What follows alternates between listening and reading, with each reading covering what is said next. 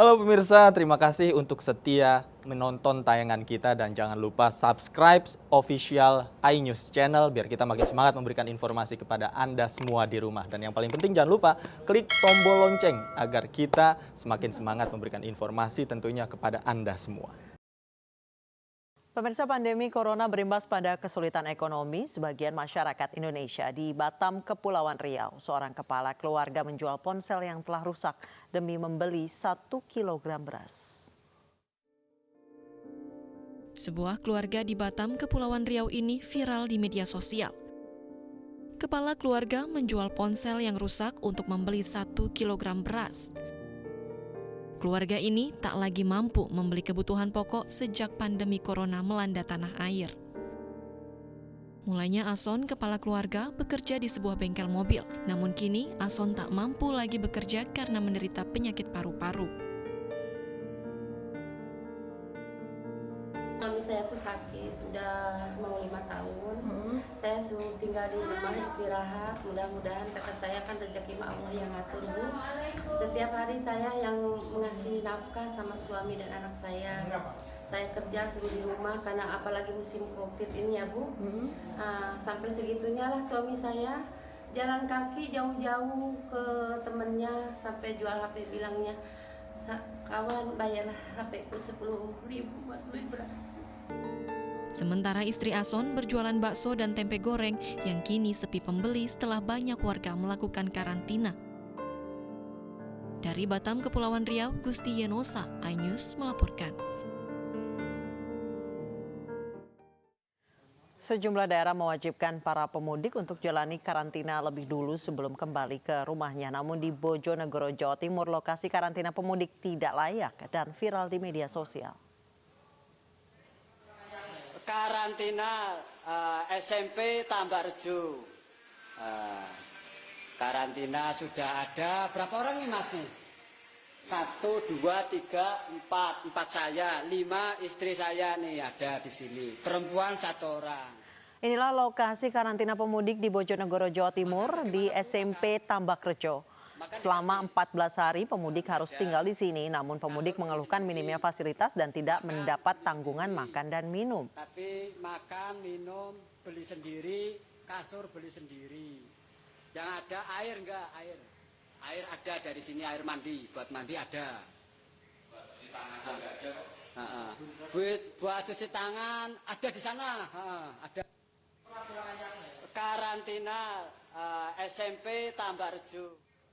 Dan saat ini kami sudah bergabung bersama Hari Kristanto, Camat Tambakrejo, untuk mengonfirmasi terkait lokasi karantina pemudik yang tidak layak di Kecamatan Tambakrejo. Selamat sore Pak Hari. Selamat sore. Assalamualaikum Mbak Anissa. Waalaikumsalam warahmatullahi wabarakatuh. Pak Hari, benarkah informasi yang beredar di media sosial bahwa karantina di Tambakrejo ini tidak layak, Pak? Ya, sebelumnya mungkin saya sampaikan mohon maaf atas ketidaknyamanannya. Cuman kami sebenarnya kalau perlu kami luruskan, sebenarnya ini bukan karantina. Tetapi yang dilakukan ini adalah berupa isolasi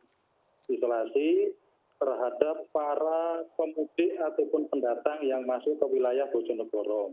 Ini kami lakukan sebagaimana instruksi dari pemerintah kabupaten bahwasanya masing-masing desa di seluruh Kabupaten Bojonegoro ini dalam rangka antisipasi penyebaran dan juga untuk memutus mata rantai dari COVID-19 ini diperintahkan untuk membuat shelter-shelter yang digunakan untuk isolasi bagi para pemudik sebelum mereka kontak dengan masyarakat ataupun ketemu dengan keluarga intinya.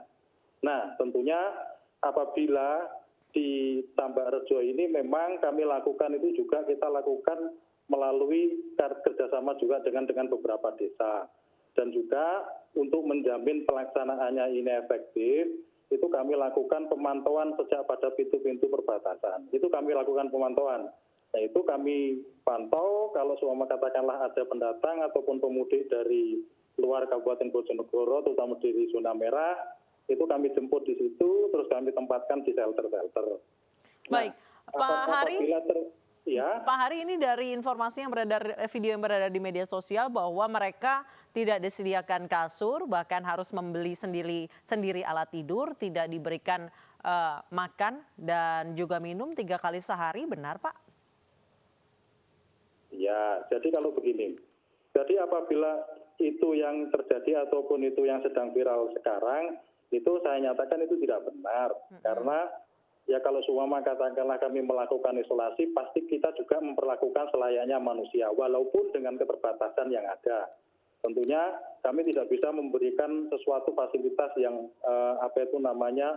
yang sangat mewah atau bagaimanapun. Nah, itu tentunya dengan berbagai macam keterbatasan. Nah, apabila memang ada kekurangan dalam pelayanan kami, tentunya ini selalu kami lakukan evaluasi untuk perbaikan. Tetapi yang jauh lebih penting, pesan yang harus disampaikan itu adalah bahwasanya ini semua kami lakukan sebagai ikhtiar bersama. Itu untuk menjaga bahwasanya orang yang datang, orang yang mudik itu kita pantau benar kesehatannya dengan petugas puskesmas juga, supaya mereka itu aman dan juga masyarakat kami di sini juga terlindungi keselamatannya, gitu Mbak.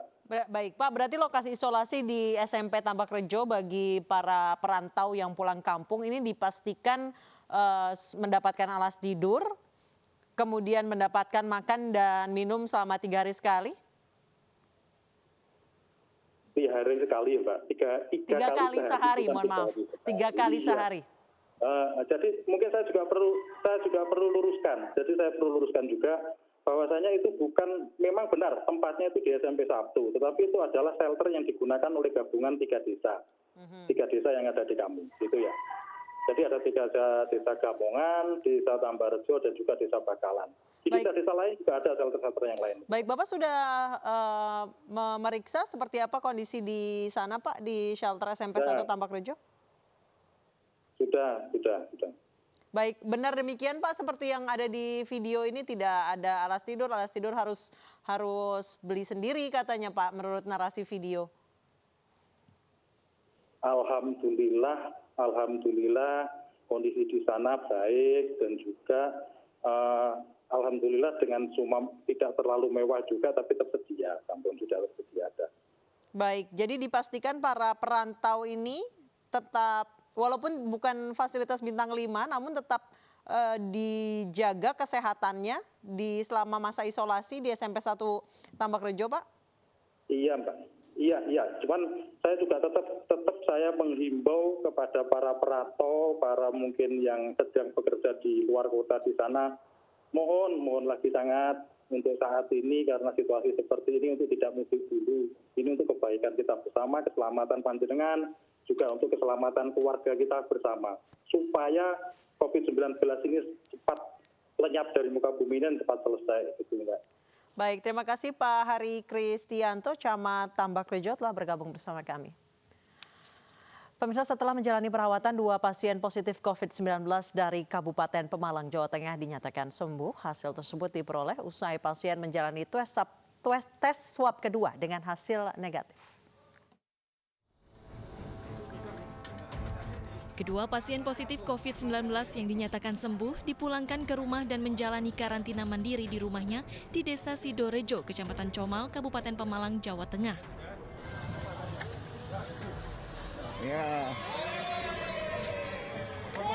Sesampainya di rumah, kedua pasien yang sembuh dari virus corona ini disambut dengan teriakan warga dan tetap menjaga jarak aman.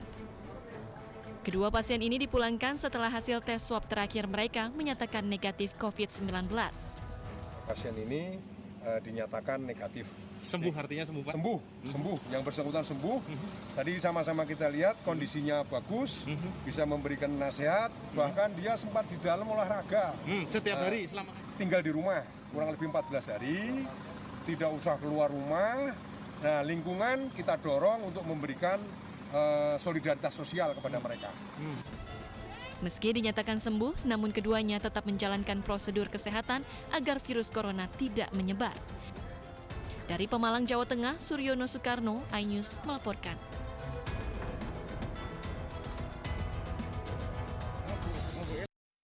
Dan pemirsa, untuk mengetahui kisah perjuangan para tenaga medis saat menangani pasien corona, sudah bergabung bersama kami Firly Febriana, perawat pasien corona di RSUD Cibinong sekaligus ibu dari 3 anak yang sudah 1 bulan lebih tidak pulang ke rumah. Selamat sore, Ibu.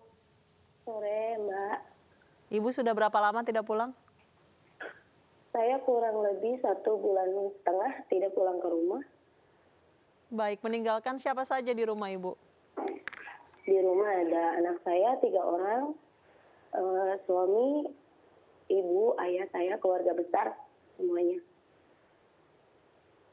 Baik, sudah dari tanggal berapa tidak pulang? Kurang lebih tanggal 16 Maret. 16 Maret saya mulai pindah ke mes yang disediakan rumah sakit sampai hari ini. Baik, Ibu Firly selama menjadi pasien perawat positif COVID, apa saja yang sudah dialami? Banyak sih Mbak, kalau kesah dari pasien, dari mulai tahap pasiennya, tahap denial, tidak bisa menerima kalau dia terkena COVID, itu kami hadapi sama teman-teman. Di mana kita harus mengontrol emosi pasiennya sendiri, kita harus bisa menenangkan pasien, karena kan kalau pasien COVID itu kan tidak bisa ditunggu sama pihak keluarga. Jadi otomatis itu total care 24 jam pasien sama kami. Gitu. Anda harus mengontrol emosi pasien, sementara Anda sendiri tidak bisa bertemu dengan ketiga anak Anda. Itu Ya, seperti apa? campur aduk rasanya, makanya berlawanan. Satu sisi itu saya harus mengontrol emosi saya sendiri, tapi di satu sisi lain juga ada pasien yang harus saya jaga emosinya, perasaannya gitu. Kita harus tetap bisa membuat mereka tenang, nggak boleh sampai pikirannya kacau tuh nggak boleh. Pasien semaksimal mungkin kita buat tenang, kita edukasi tentang penyakitnya, kita kasih support, kita selalu beri semangat pokoknya untuk pasien. Dan kita selalu mengesampingkan yaitu tadi gitu kan, sementara kita sendiri emosinya kadang belum bisa dikendalikan. Apa yang membuat emosi itu sulit dikendalikan, Mbak Firly? Saat rasa rindu itu timbul ke keluarga, Mbak. Itu kan. Kapan Saat itu saya sering munculnya, Mbak Firly, biasanya? Ya saat saya video call sama anak-anak saya gitu kan. Melihat mereka lagi lucu-lucunya gitu kan. Saya nggak ada di situ. Saya hanya bisa melihat melalui WhatsApp, video call. Sementara hati saya pengen saya ada di situ nemenin mereka. Mbak Firly, apa yang menyebabkan Anda tidak pulang? Apakah memang ketakutan menulari keluarga atau bagaimana? Salah satunya itu, karena kan kita nggak tahu ya virus itu maksudnya tetap ada di tubuh kita atau tidak, walaupun kita sudah menjaga semaksimal mungkin sebelum pulang kita mandi, sampai rumah kita mandi, kita ganti baju. Tapi kan kita nggak tahu virus itu ikut atau enggak sama kita. Saya menjaga karena anak saya masih kecil, kita juga nggak tahu imunitas di lingkungan keluarga bagus atau tidak gitu. Baik. Dan ada juga sih beberapa stigma yang saat ini ya saya yakin semua orang pasti ada beberapa yang mengalami gitu Mbak. Mbak Firly sendiri mengalami distigmatisasi oleh tetangga atau di lingkungan rumah Mbak Firly? Kalau ke saya langsung enggak, cuma itu ke keluarga saya gitu. Di lingkungan sekitar walaupun tidak secara langsung dibicarakan, tapi ya kita mengerti dari perilakunya. Saya menjaga perasaan keluarga saya. Makanya saya memilih untuk tidak pulang. Apa sih Mbak yang distigmakan kepada keluarga Mbak Firly? Salah satunya ya Mbak, pokoknya kalau anak saya keluar, yang lain masuk gitu. Saat anak saya sedang bermain di luar, tiba-tiba langsung tutup pintu aja. Gitu. Apa yang dirasakan oleh Mbak Firly? Ya saya diceritakan sama ibu saya ya sedih Mbak pasti gitu kan. Ini kan juga bukan mau kita, tapi sudah tugas dan kewajiban saya. Kalau mau menolak. Baik Mbak Firly, satu hari berapa jam bertugas menangani pasien COVID?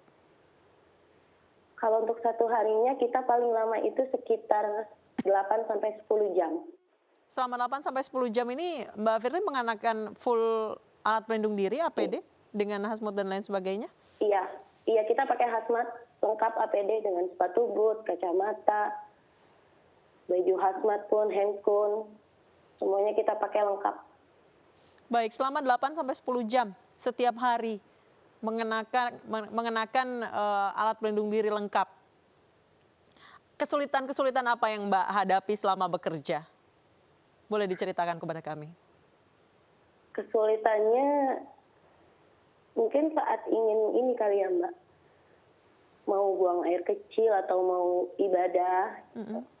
Kadang kita susah karena kan kalau sudah pakai itu kita tidak boleh lagi kontak ke area yang steril. Kita hanya boleh ya di tempat yang sudah terkontaminasi itu. Jadi apa yang biasa dilakukan oleh teman-teman perawat dan dokter? Paling kita mensiasatinya ya sebelum kita mau ke pasien, kita makan dulu, kita minum dulu, kita buang air kecil dulu. Pokoknya semaksimal mungkin ya kalau masuk ke dalam ruangan itu harus sudah kondisinya sudah kenyang, sudah haus. Paling kita bawa botol air mineral ke dalam, nanti kalau sudah habis langsung kita buang. Baik. Mbak Firly, jadi selama 8 sampai 10 jam menahan lapar, menahan haus, menahan ingin ke kamar mandi juga? Iya, Mbak. Lalu kalau ibadah bagaimana, Mbak? Kalau untuk ibadah, kita kan satu shift itu bergantian. Paling nanti untuk mensiasatinya ya saat saya di dalam, nanti saatnya ibadah, saya keluar, teman saya yang lain menggantikan. Nanti kalau sudah selesai, saya masuk lagi, teman saya yang satu lagi baru keluar. Baik, jadi ibadah dengan lengkap pakaian APD ya? Kalau situasinya sedang tidak memungkinkan, kita pakai APD. Baik, Mbak Firly, apa yang ingin Mbak sampaikan? Kita saat ini tahu bahwa positif corona sudah lebih dari 6.000 orang di Indonesia. Dan tiap hari pasien terus berdatangan termasuk ke tempat Anda bekerja. Apa yang ingin disampaikan? Yang ingin saya sampaikan itu untuk peringatan tetap di rumah itu harus dilakukan. Karena percuma kita di sini berteriak-teriak tapi warga di luarnya masih tetap keluar rumah. Kita tahu memang berat untuk tidak keluar rumah, apalagi bagi masyarakat yang tidak punya berpenghasilan tetap. Saya juga sering membaca masih banyak hal-hal yang membuat mereka sulit melakukan untuk tetap di rumah. Tapi setidaknya walaupun kalian masih terpaksa untuk keluar rumah, tolong dijaga imunitas tubuhnya. Karena percuma pakai masker berjam-jam, cuci tangan sampai tangannya keriput, tapi imunitas tubuhnya nggak dijaga. Itu sama aja. Gitu. Baik, terima kasih Mbak Firly, terima kasih juga atas perjuangannya melawan virus corona.